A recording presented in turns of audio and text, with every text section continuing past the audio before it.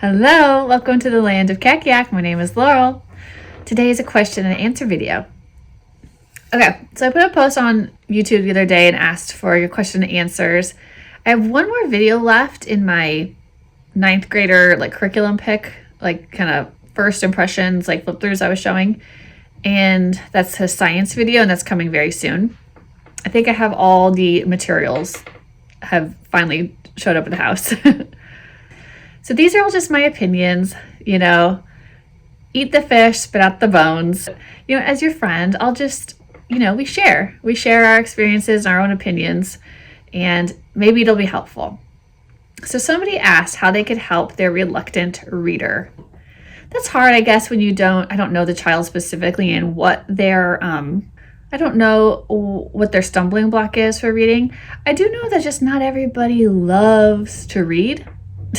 Some people are just doers.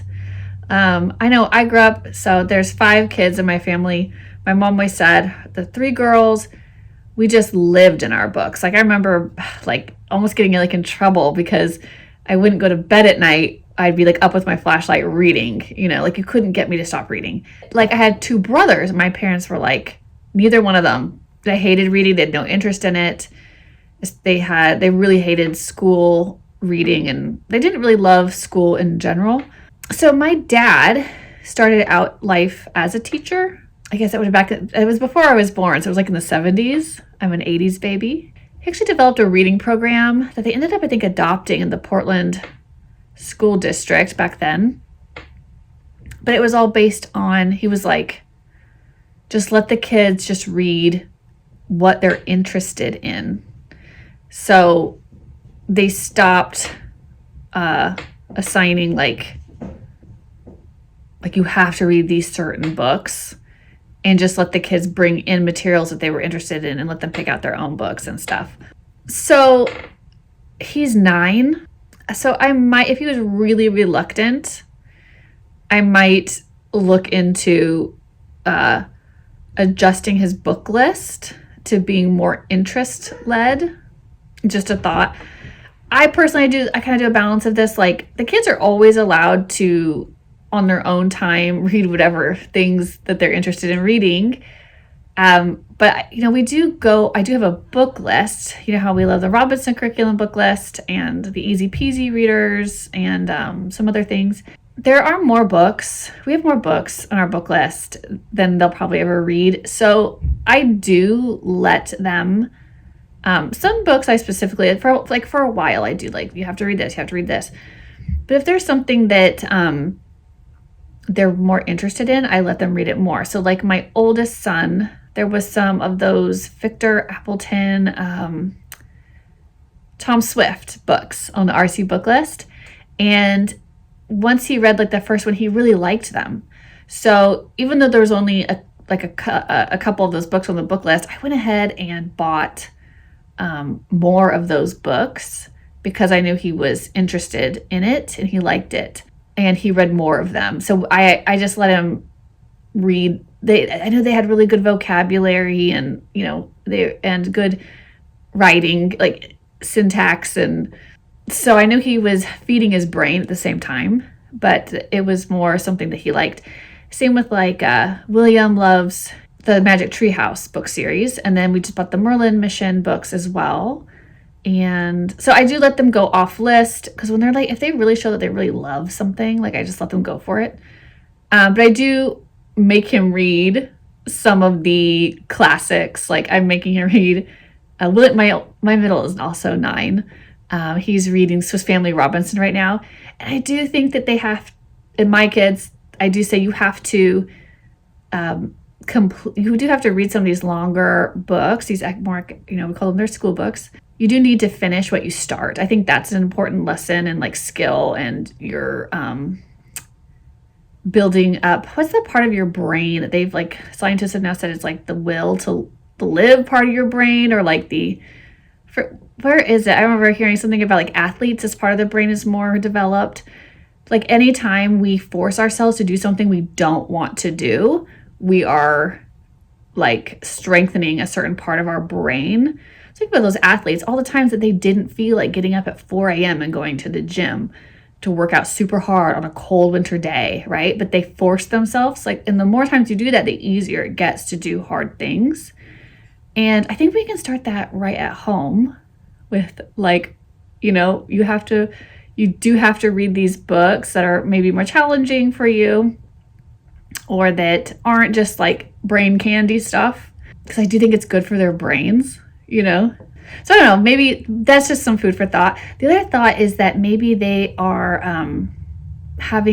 is there like an actual reading problem? Like, is there like a decoding issue? I couldn't tell. I can't tell that from, if you're like, no, they can decode, they can read fine. The other thing that I like to build up is reading comprehension, and how somebody else asked me about this. I'll get to reading comprehension a little bit more later, because I think somebody else asked me that question recently too. I'll get to that in this video, I think. So yeah, I would think maybe allow some room for interest-led reading selections. Make sure that they're decoding okay. So if you need to do some kind of phonics or reading assessment, you might need to do that. And then reading comprehension, are they actually, sometimes with these, especially if you're reading more classic books, the way that they speak in Victorian era times is even sometimes for me, I'm I have to read that again. Sometimes it's fine to, that's why I actually do quite a bit of read alouds, right, with the kids, so that we can digest some of the stuff together, and you can break up their reading time into smaller chunks. That's why we really enjoy the easy peasy readers. Like I said, William is reading Swiss Family Robinson. When Everett read it, he just read the whole, I think I printed it off from RC, and he just read it straight through, we went by time or whatever. But William's reading it out of the easy peasy reader, and it's broken into a lesson a day or whatever. And I think that's helpful to not have him be overwhelmed by it. And you're you just have to read just this one, you just get to hear this one lesson, right? It's something that is more digestible. Maybe also tie some kind of activity that he likes to it. If you read and then you get to, if he likes to draw, or you can build a diorama at the end of a book. Or does he like discussion questions? Have him tell it back to you at the end. Does he like that interaction? Hey, read this, and then come find me. We're gonna, I want you to tell me everything that happened. Sometimes if you just show a little interest in something, it's helpful. The other thing I used to do for my oldest, I remember when my oldest was probably about the same age, we were doing Abeka that year, and I did like the Abeka readers. We had all these books he was reading for Abeka, and I would have him actually call my parents and read to them over the phone. He is a really good, they're really close, and my mom would talk to him about the chapter he read to her, and they would kind of talk about the book, and just sometimes that special attention, I think, can it's not just drudgery that they have to do, it's all on them. But you're oh yeah, I get to call grandma and read this to grandma. Grandma loves when I call and read to her, they can think of it as something that blesses somebody else. Oh, someone said they missed my financial videos. Yeah, I was making my budgeting videos for a while, just because when you're homeschooling and you're living off a single income, it's one of the things we have to do is budget. The reason I just quit making the budgeting videos is that they just took forever to film and edit and make. They took forever. And I just didn't feel, I don't feel as passionate about budgeting as I do about homeschool stuff. I feel joyful when I make homeschool videos. Whereas sometimes I was looking at that mountain of debt that I'm trying to pay off and making my budget. I do it because I have to do it, and I try to make it as enjoyable for myself as I can. But I felt it in the video, even in the videos, I could hear it in my voice. I was that sounds like not the happiest woman. But I am still at it. We're paying off our debt slowly but surely, and we're though Dave Ramsey, we're working baby step 2 still.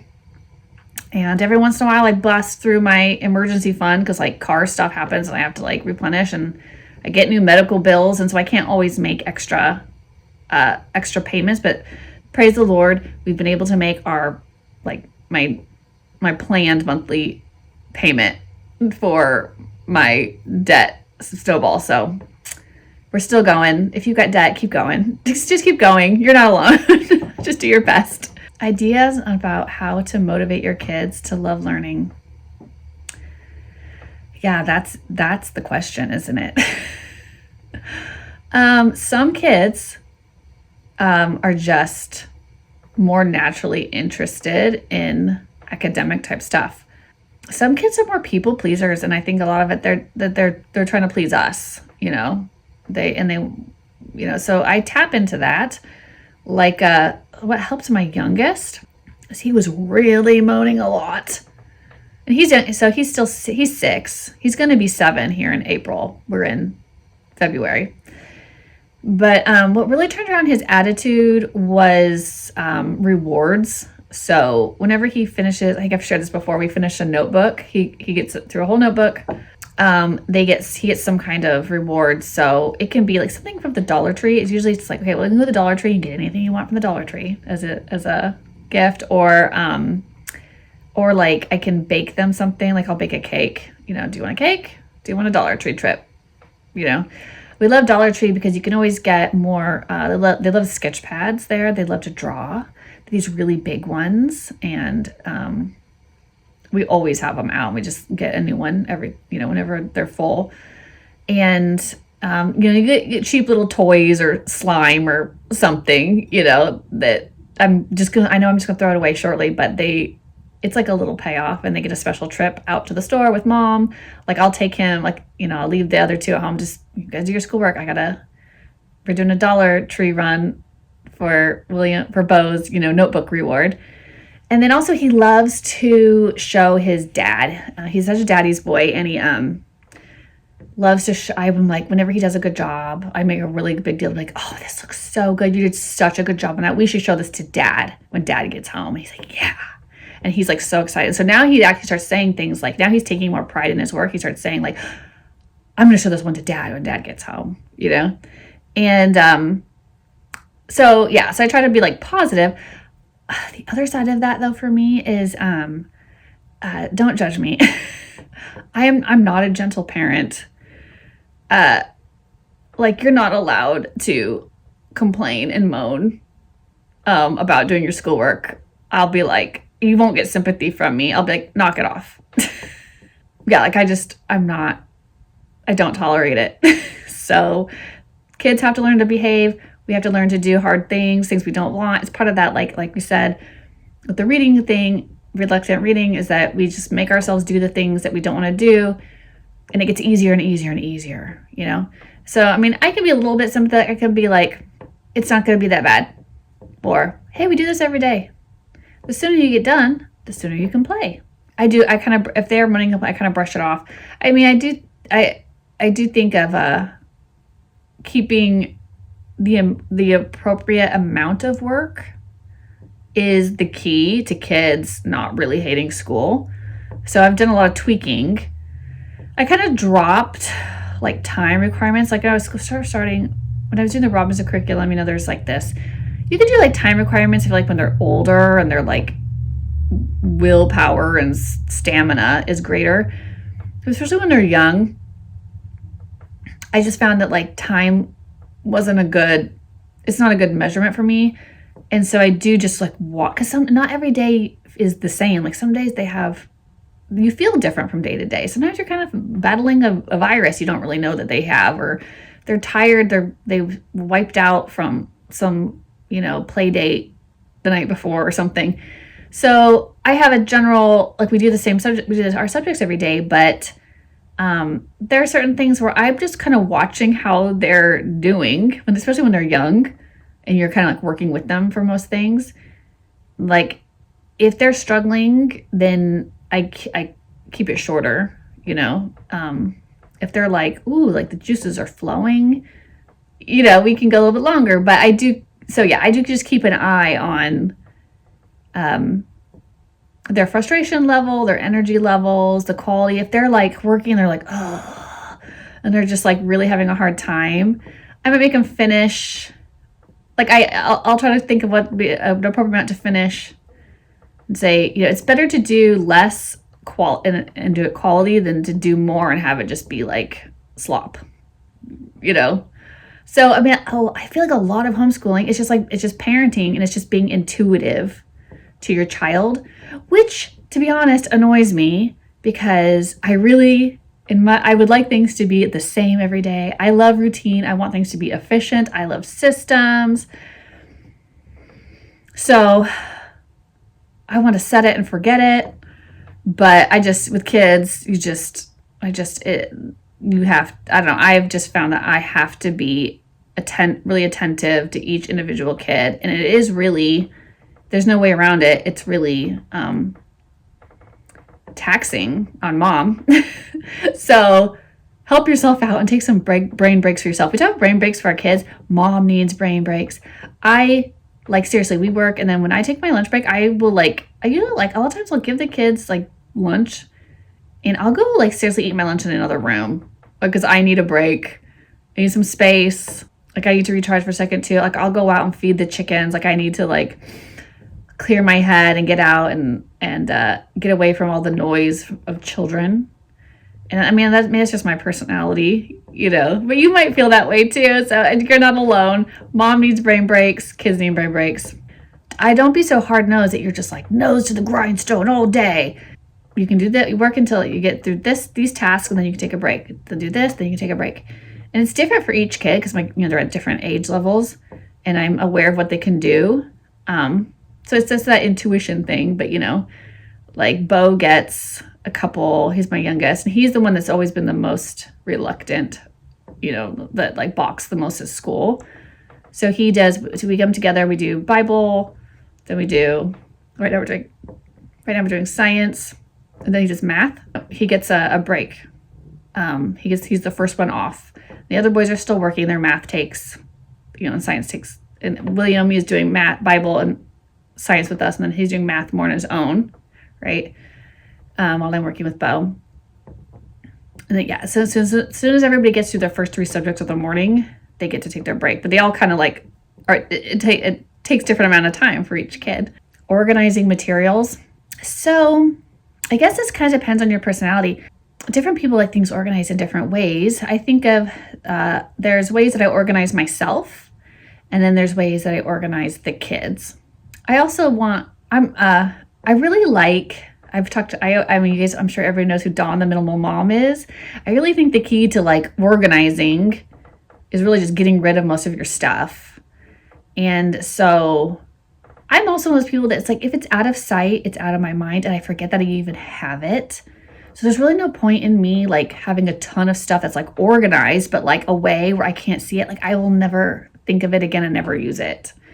So you can see this is half of the shelves in here. I had my husband build me a whole wall of shelves so I could make my home library, right? So I like to organize things with things. I don't know if you can see it here. It's down here is kind of younger, kindergarten and preschool, and just other read things that any little kid is okay for them to grab and look at. Up here, these are readers. There's my McGuffey readers. I have all the sets, and then my Easy Peasy readers. And then some notebooks that I've already printed and bound that I'm waiting to use, the companion notebooks that go with the readers. Up here is science stuff. Up here is more books and things that are off the RC list.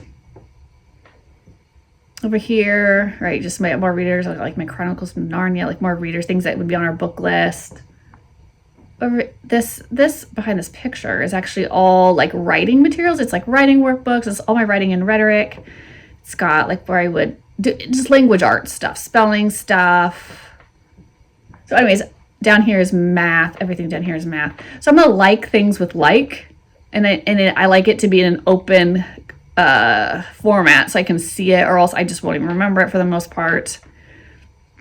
So this is stuff that we are not, the stuff that you are not using every day is on the shelves. Stuff that we use every day.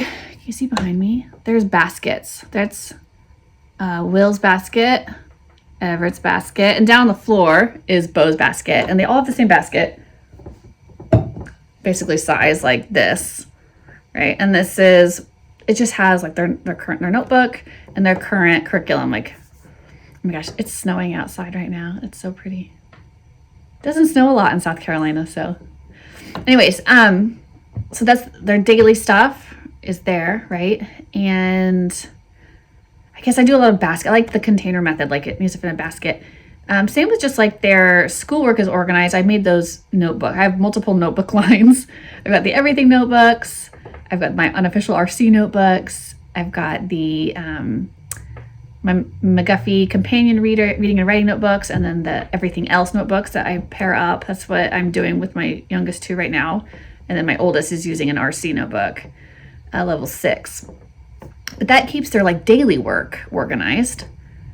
And then like organized as far as material, like things that we use a lot. Okay, just a lot. Like I've got like math manipulatives in this cabinet. I've got records, things I keep for records here, like work samples and stuff like that.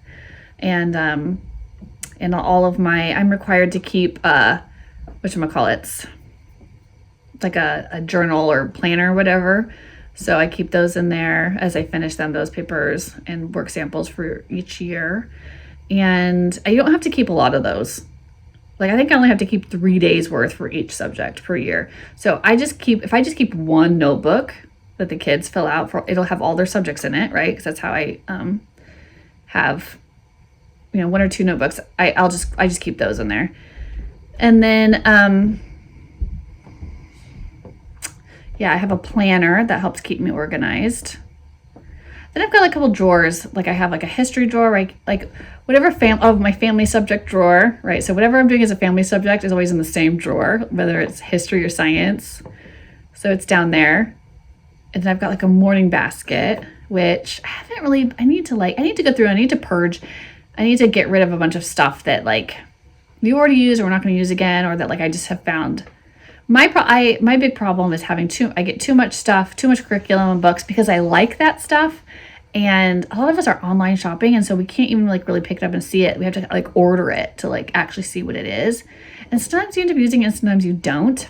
So I kind of end up with extra curriculum I need to like just purge out of the house. So yeah, I guess, so I would like binge Minimal Mom and all of her, like don't keep things you don't need.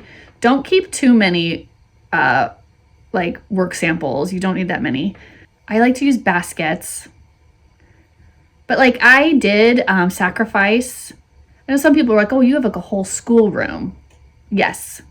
Because this was the living room and I like completely sacrificed. We no longer have a living room. We just have a school room. I like swapped them out. I have no regrets about doing that. No regrets. I definitely could go down to like literally just one basket per kid pretty much. And then like maybe a basket that had like, pencils and scissors and stuff like that in it. If I had to, like I was thinking if I was going to live like in an RV or something, like that's always like my dream is to like travel for like a year, right? And just do school in an RV. I knew somebody who did that. And so ever since I was like, oh, that sounds so cool. I really could, but I couldn't have all this stuff, right? So you'd have to really just go to libraries, and couldn't have as much inventory, to deal with. Yeah, I don't know if I'm the best one. I'm a like with like, think about future stuff. I like it to be open concepts. I can see it. Current stuff, I keep in a basket, that their daily basket. I keep myself organized with my record keeping and a planner pages and stuff like that. I'll link that for you because actually I do a lot of planning videos because that kind of just organizing your mind and putting it on paper is really helpful to me. High school ideas. So yeah, I'm in the middle of I just recently did a high school planning for he's got my rising 9th grader. So I did a plan for that and I tracked out his whole high school, but that might change, but like I did at least once. And I've been making videos on the curriculum choices. So I'll link those for you in the description box in case you want some 9th grade high school ideas. Another curriculum I've always been interested in but I don't know anyone who does it, is the Ron Paul curriculum. It's like all online. And I was like looking at it just the other day and it always looks really good to me. But sometimes you're like, I don't want to pay for something else again. Like I already have so much stuff. I kind of just want to like use what I have. But if you're like looking for an online high school curriculum, I feel like the Ron Paul one looks pretty good.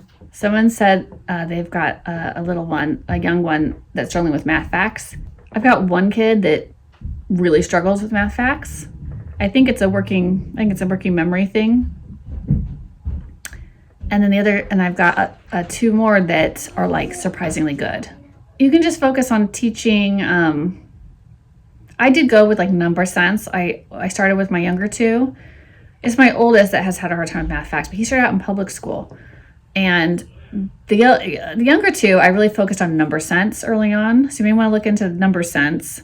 I've just had my oldest, who has the hardest time with math facts, just keep studying, like just keep practicing them. Like, but you can't, I got to a point where like I can't like not move on in his math education because he doesn't have all these math facts memorized. We just went ahead and we've just worked through a curriculum, and he's in 8th grade, and he's still doing math fact warm-ups. So the other two seem to be like picking up their math facts much, much better.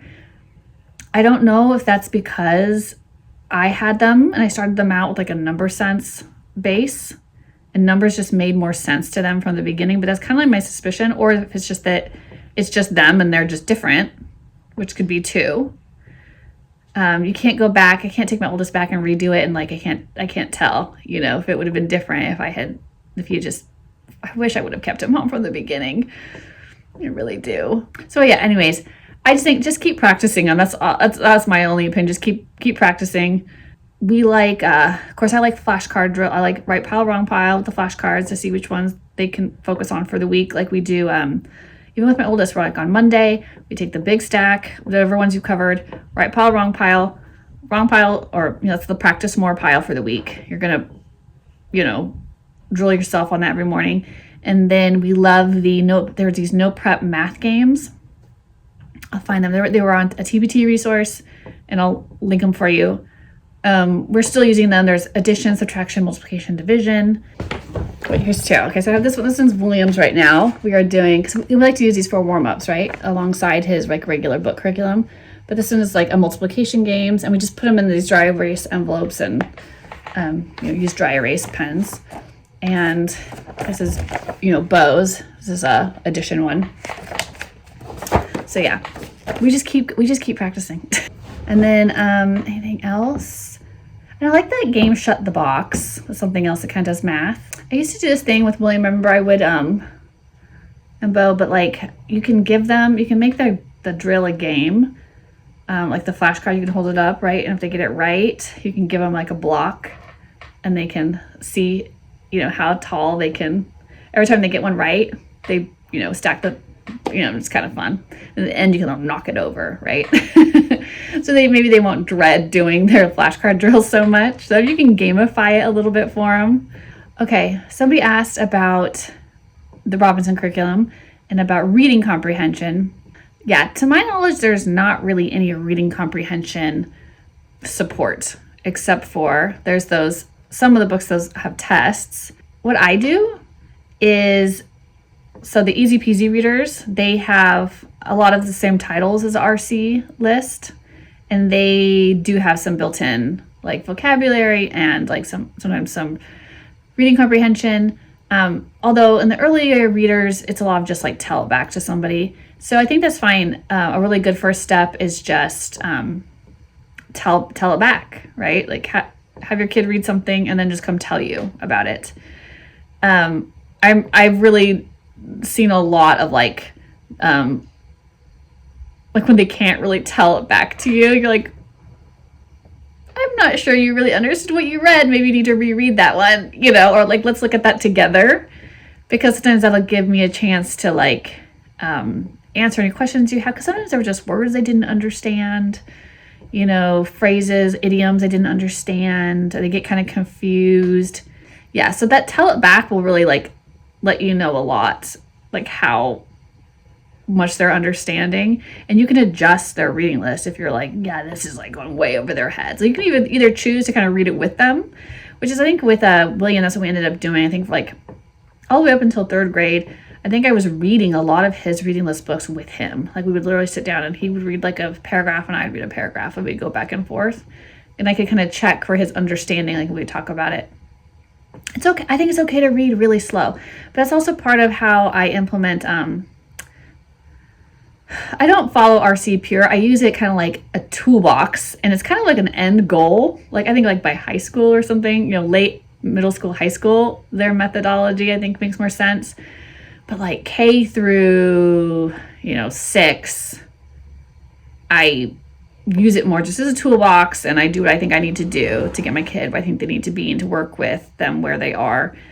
And I don't mind sitting shoulder to shoulder on certain things. And you know how you kind of pull back over the years.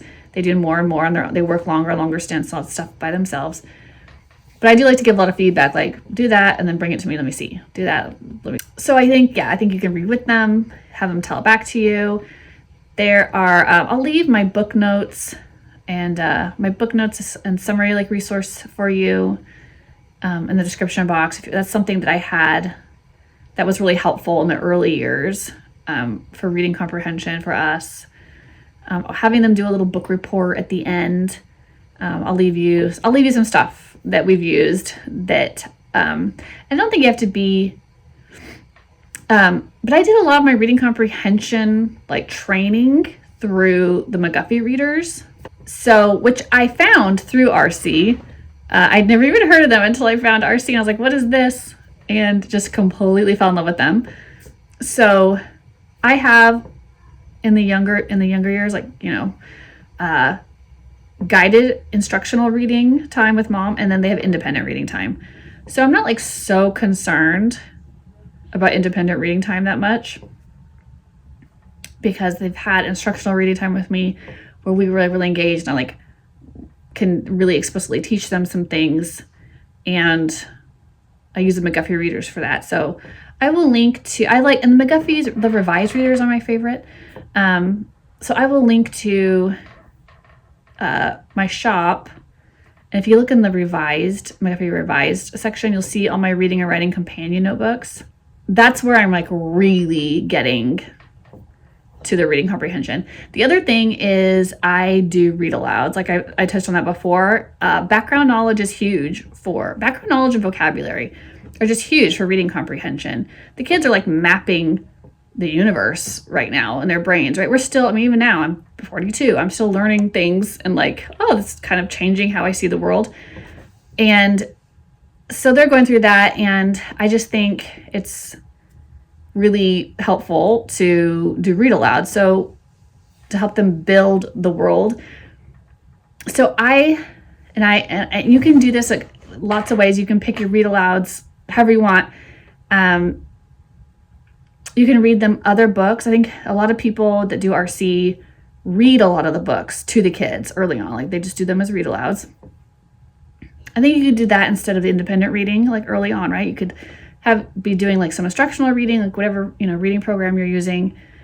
And then you could be doing read alouds, where you could be reading things off the list to them. Like you read them The Tale of Jolly Robin, read them The Tale of Betsy Butterfly, which Betsy Butterfly I don't really like Jolly Robin, it's kind of boring, but I loved The Tale of Betsy Butterfly. That was like hilarious. Yeah, just read, and then, because then you can like ask them, do you know what that means? Like all the time we stop, I'm reading, I'm like, do you guys know what this word means? No, they don't know. What does it mean? They're like, yeah, and then I'll ask them and it'll be wrong. I'm like, no, that's actually not what it means. That's actually the exact opposite or something kind of different. So we get to have those like, word conversations. So yeah, I'm departing from RC because I'm not just like handing them the book and just being like, I'm busy, which is funny because that's why I came to RC. Because I really wanted the kid, I didn't really want to be very involved in homeschool. And then for the love of my children, you try these things, I've ended up being completely involved. And it's been a good thing. It's been a good thing. Homeschool has been giving me a chance. It's just really made me lean into parenting and being like a fully present parent. I know you know what I mean. It's a journey. Okay, it's a journey. I think I've said this before. The first full year that I was homeschooling, I think I was in denial that I was homeschooling. I was doing everything I could to not be the teacher, not be the one. I was doing everything I could to outsource, and it was not working. It was not working. Nothing worked until I accepted that I was the one. I am the one. I am their mother. I am the one God put them in my care. And I am uniquely equipped to know them and love them and nurture them and guide them and make decisions in their best interest. And like I did everything I could not to do that. I don't really feel bad about it. I just know that it was wrong. My thinking was wrong, and it's completely flipped on its head. So God is working on me through my children and through this homeschool experience, which is really just parenting with books, right? You've heard that before. It's just being a parent. And I'm not getting out of it. The Lord's let me know you're not getting out of it. You are the mother. You're going to act like the mother. So more on reading comprehension though is vocabulary. So RC does have all those vocabulary lists that go with the books. So you can talk about those words, what they mean, they come up in the books. I made a whole bunch of bookmarks. It's not for all the books, for like 100 of them or something though. I made bookmarks with the vocab list and all the definitions. I'll show you one. So like a stack of them. But here's like Bob's Son of Battle, right? It's like the book. And I just keep that in the book so they can just like easily refer to it. I shared them in the RC Facebook group. So if you're in the RC, the official like Facebook group, it's in the files if you want those. But yeah, I do explicitly teach vocabulary, and I actually don't focus so much on their words. I focus on the words of the McGuffey readers. I think for reading comprehension, vocabulary is important to focus on. So yeah, I think it's worth it to supplement in something like this, like word roots, right? To get one of these workbooks or something. I'll link some of these for you. There's like a whole series of these, and like you can have them do this. I think it's more like if they can decode, this is going to go to decoding words more than just like memorizing a bunch of words off the vocabulary list. So I actually think that this is more helpful. I would have your kids read it to them. King Arthur, is it King Arthur's English? King Arthur's English, I think. That'll give you like the history of English, and it'll help them understand our language a lot better. I think that's really helpful. All this stuff is really helpful for them for understanding like spelling and reading and stuff like that. And it gives them a bunch of history, which is cool. Of course, I've talked about The Logic of English. I love that book. I'll link these for you. And in our notebooks, in our RC notebooks, I have like a book notes page. So I have them taking notes on their books after they read. So not always, like sometimes it depends. Like, so my oldest, right, he does, let me get his notebook. This is his unofficial RC notebook. Okay, and then he does his book notes. So for the Robertson curriculum, you could be you're just working the book list. And so you would just have them do their reading time, and then they take their book notes here. And I made it in like a Cornell style. So you put out, terms, dates, names, and stuff like that here. And then your notes to the right. And then I have a section for summaries. But he's reading The Spy right now. And he's reading it out of the Easy Peasy Reader. So if there's any comprehension questions in the reader, he's supposed to just do them in his book notes section here too. So that's that's helpful here too, right? Just book notes. And then I like to have a nice book talk at the end, or a book report. This year we actually did writing assignment, some literary analysis essays. I broke it down by different components of the literary analysis. And we used a combination of things. I think I did a video where I was kind of talking about how I mashed together the Write Journey. I used that as like a handbook for essay writing, a particular like structure, and then and process, and then teaching the classics by, who does that? I'll find it for you. I'll link it for you. And so we used the Socratic method. So there's these like Socratic questions that you would ask about like setting, characters, plot and conflict, theme, and like context. And so that really, when I gave him those assignments to write essays, those 6 essays, and he could apply those to different books, really made him show that he understood what he read. It's a really good exercise. So I'll link that video for you too. It's kind of more higher level.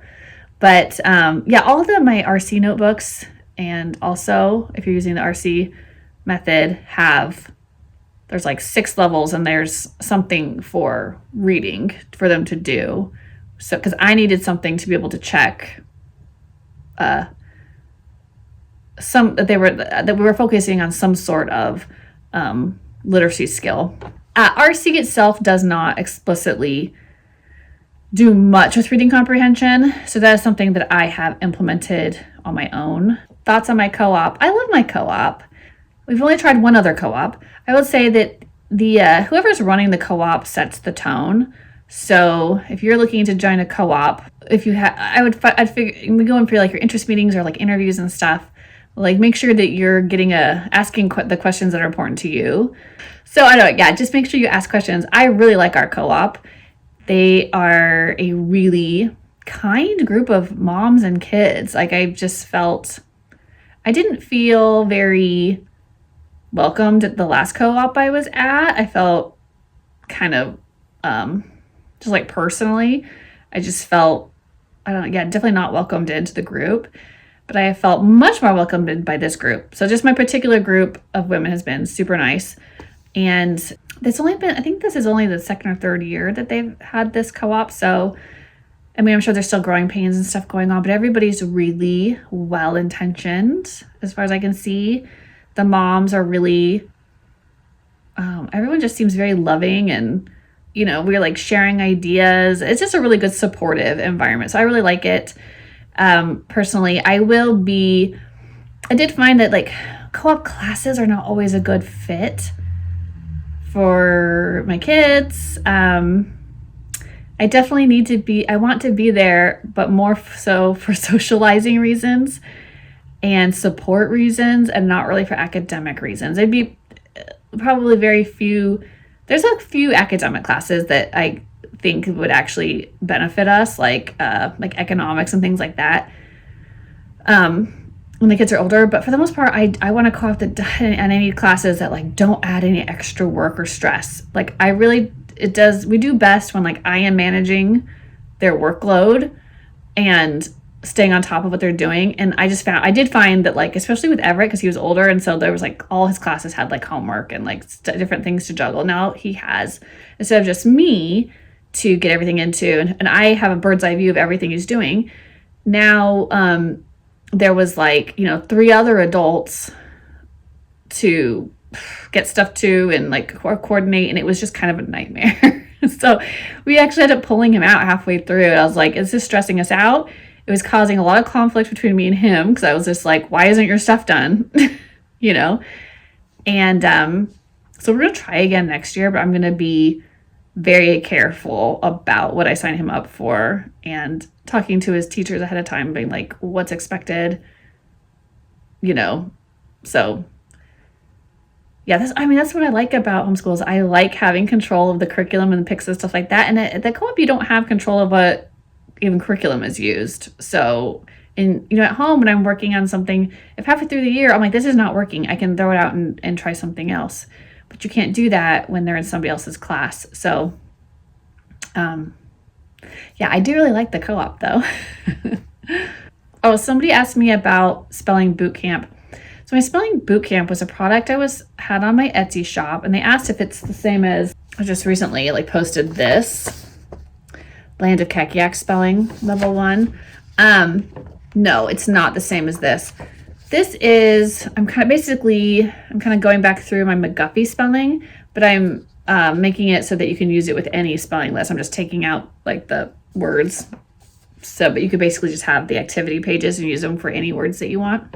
And I've only got level 1 up so far. I'll work on the other ones soon. But I actually deactivated the spelling boot camp because I just felt like it wasn't as good of a product. Like, I feel like it wasn't as good of a product as just the spelling workbooks, if that makes sense. And it's one of the ones, like, I listen to your guys' feedback, and so a lot of people like the spelling, and I get a lot of positive feedback about the McGuffey spelling stuff. I've never had anybody tell me that they loved my spelling boot camp. So I just deactivated it because I don't think it was only like I don't know if it was like $10 or something, but I don't want people buying something and it not being worth their money. So I don't know, when I never hear anything positive back about a resource, I'm like, I don't, because sometimes people just don't want to, they're just like, eh. I feel like if they was really good, I feel like a lot of people will tell me. But yeah, no one's ever said they loved that one, so I just took it down because I don't want people being like, oh yeah, that sounds really good, and then buying it and then not being happy with it and then feeling like, ugh, you know what I mean?